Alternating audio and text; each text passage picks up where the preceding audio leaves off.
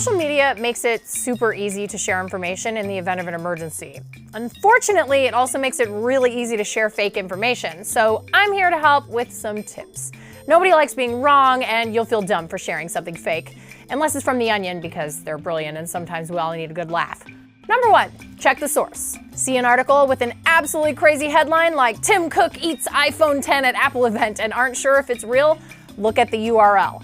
Sometimes spoof websites can look a lot like reputable news organizations. Double check the spelling of the site and the domain. You shouldn't trust tech news from cnet.unicorns.co, just like you shouldn't trust strange URLs claiming to have exclusive stories or breaking news. If it looks legit, Google the keywords and click on the News tab to see if other official news outlets are running the same story. If you see more than one major site reporting it, you're probably good to share.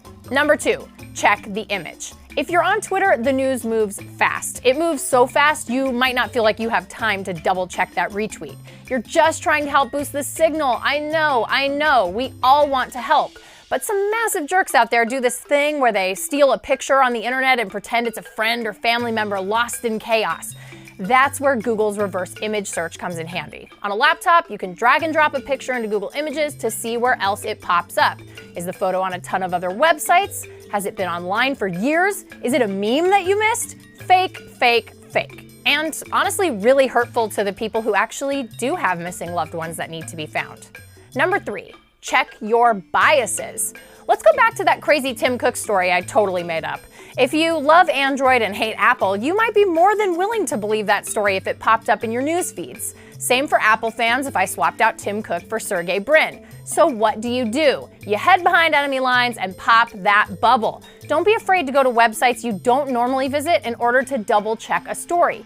It kind of ties into checking your sources, but if all of your sources have the same point of view, it's really only one source. You know what I'm saying? Number 4, check your gut.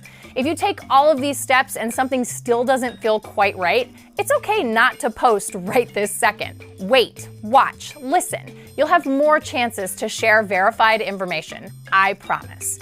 Number 5, breathe. This one is the hardest because when you're drowning in posts, you can really get carried away with sharing every single thing you see and repeating things you've read. Take a deep breath, count to 60. Go through the previous tips, then decide if it's accurate and helpful if you share. So there you go, 5 easy ways to do your part to keep fake news from spreading online.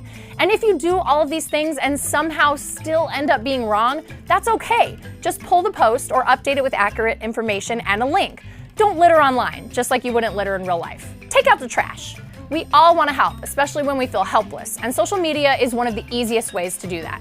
But remember that spreading false information does the exact opposite of helping. It obfuscates and diverts attention from the people and stories that need it. You can do this. We're counting on you. Until next time, be good humans.